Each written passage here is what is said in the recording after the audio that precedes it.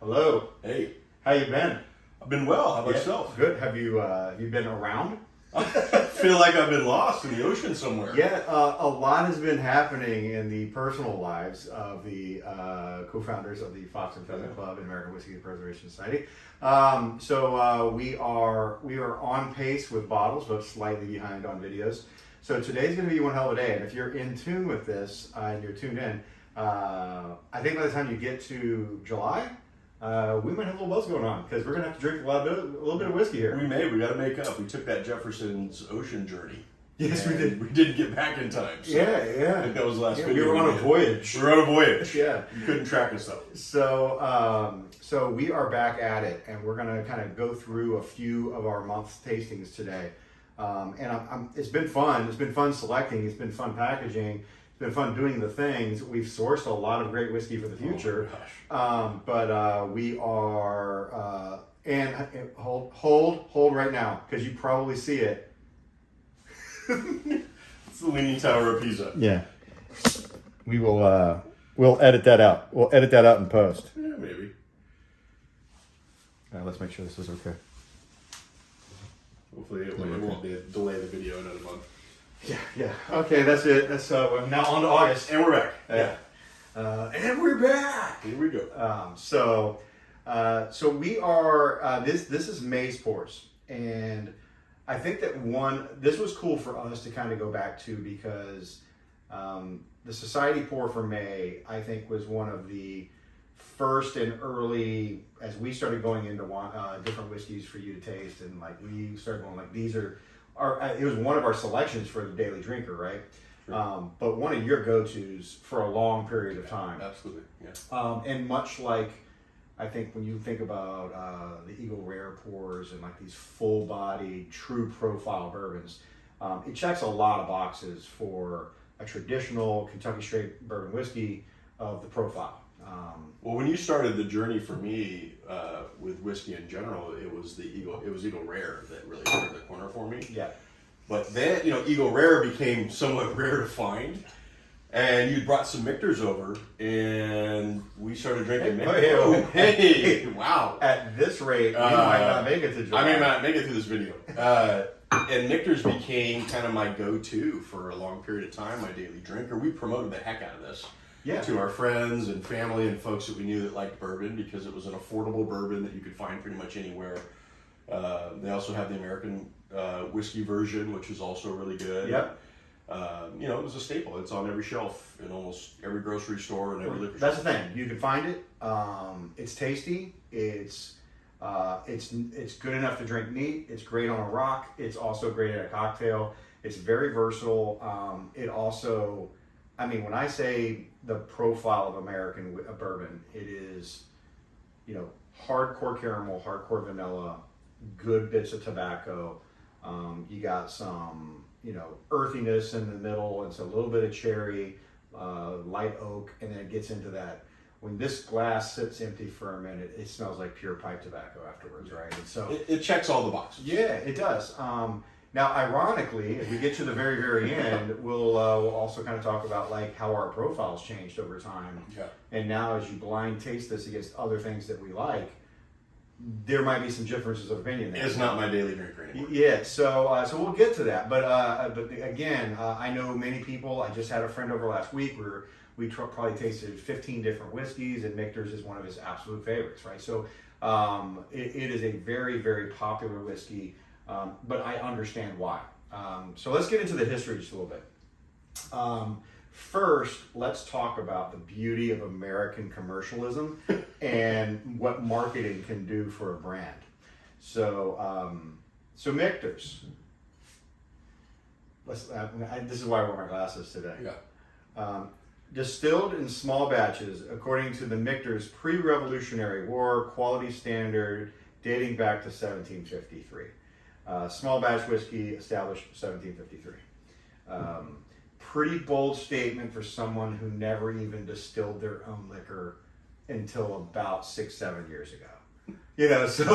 So let's start there. Now, again, it checks a lot of boxes.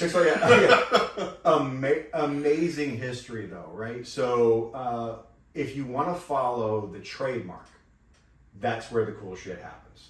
So 1753, a couple Mennonite brothers, Johann and Michael Schenk, in eastern Pennsylvania, start a distillery, Schenk Distillery, and that's where the history really starts. They were really pretty much a grain to bottle, doing their own thing, making whiskey, and that's where your history comes in. Cool fact, supposedly, the Schenk whiskey is what George Washington bought in 1778 to give his troops at Valley Forge to keep them warm. So like, which is cool. Super cool. Like you can't make that up, and that's worth buying an expired trademark. Well, it's interesting too because George Washington has been credited with being one of the first distillers in America. So interesting that title. So really cool history there. Schenk also became Baumburgers, both of which you could still potentially find modern bottles of both Schenks and Baumburger because Michter's puts out special release, very small batches. It's rare. Of both of those bottles and labels.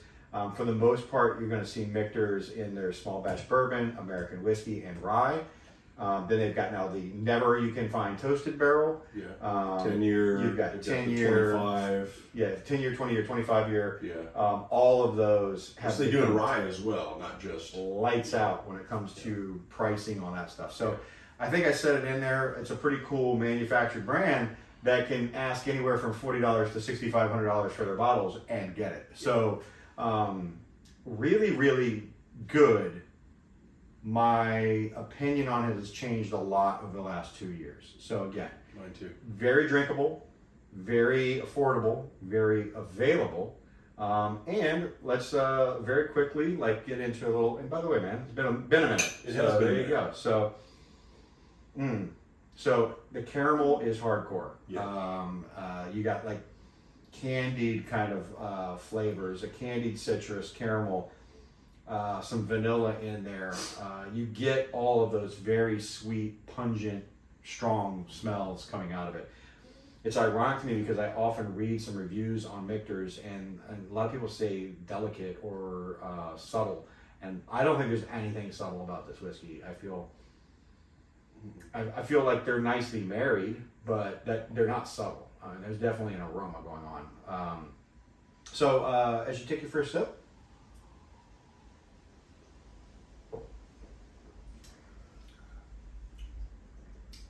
tasty. I mean, don't get me wrong. You get some cherry. I say cherry wood. I think in the actual description. I know that's going to make you giggle a little bit, but there's an earthiness. It's got a little heat on it. Yeah, got a little heat. I say radish because you've got that spicy kind of peppery, but crisp. It's not like a heavy heat. It's just got a little bit of fire under it, you know. And as it sits on the palate is when I think it gets sweet again. And you get marshmallow, and you get that vanilla again, and you get some tobacco, some honey. And a little bit of back heat is that kind of fresh cracked peppercorn kind of thing again. But, it's interesting because we've had this side by side with some other bottles, and when you have it side by side with some other ones, there's a little bit of artificialness to it. Yet I'm not getting that artificialness right now. Yeah. But it's just interesting to me that putting it side by side with another bottle, and sampling that, and then sampling this next side by side, it changes the flavor a little bit. So last month I kind of texted Jason real quick, just like hey, is your back door open? And he's just like, yeah, it is. Well, it always is. And so I came over with a blind taste of something that we're going to share with you, I think, in the future, because I'd like to start to expand outside of just Kentucky and Tennessee, right? Along with a Michter's. And I brought them side by side, and he started drinking them, and he was like, that's Michter's. And like the next sip is like, no, I think that's Michter's. And then he's like, no, now I think that's Michter's, but I like that one better. And then like kind of back and forth. And we started to realize the more that we had things that were in the profile realm of a Michter's, when I taste them side by side blindly with Michter's starts to taste flavored. Yeah. It starts to taste a little bit artificial and almost like something that would give me a headache. Yeah. And that is nothing against Michter's. No. It's a great product. They're making crazier and crazier things. Now, I'm really excited to see how the things that they're aging now that they're growing their own grain, they're sourcing their own grain, they're distilling their own juice. I'm excited to see where that takes them and the diversity that they get into their different offerings. We're big fans, and we've helped fund that expansion. For sure, You for know, sure. so. But I am shocked at how much now I'm starting to feel it's a bit much. Like it hits you so hard in areas that it takes away some of the subtlety. It takes away some of the layers of flavoring. But it's what's really fun about the bourbon journey in general, and Yeah. just going through and understanding and learning your profile. What I liked 2 years ago is not necessarily what I'm drinking daily right now, and just the evolution of that is to me the most interesting and fun part of all of this. So I think the thing that I learned is that I should just go start researching all of the expired trademarks and begin blending my own whiskeys under a historical name and claim that George Washington fed his troops with this. Potentially. Because nothing's further from the truth when it comes to this whiskey. But there is a connection, and that's for me, for a cool bottle of whiskey, it's enough. It's American whiskey and entrepreneurialism at its best. And, Correct. I'm kind of glad though we didn't know the story right off the bat, because You would have never drank it. we probably wouldn't have drank as much of it as we have. Yeah.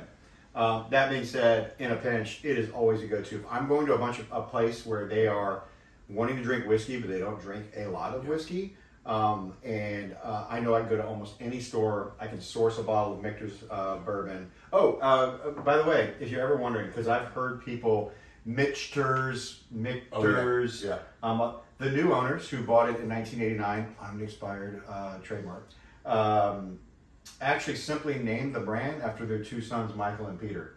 So it is Michter's, and I guess you would say it's kind of Michters, but it is Michter's. If you watch their videos, that's how they pronounce it. But Michter's simply named after their two sons, Michael and Peter, and probably some good Catholic kids.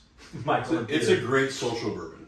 But yeah, this is one you take to a party. This is one you introduce to people who, don't have a lot of experience with bourbon. the guys that I last took this to, we went to a poker game.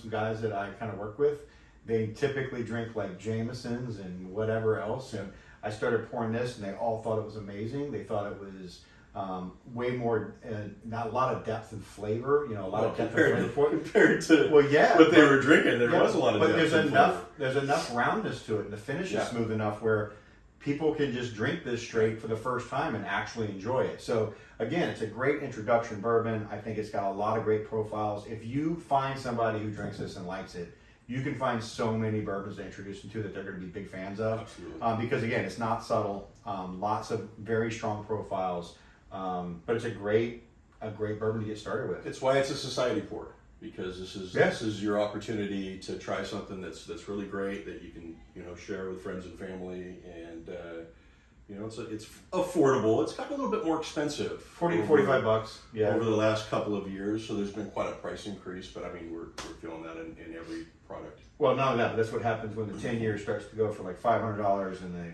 20 years starts to go for like $2,000.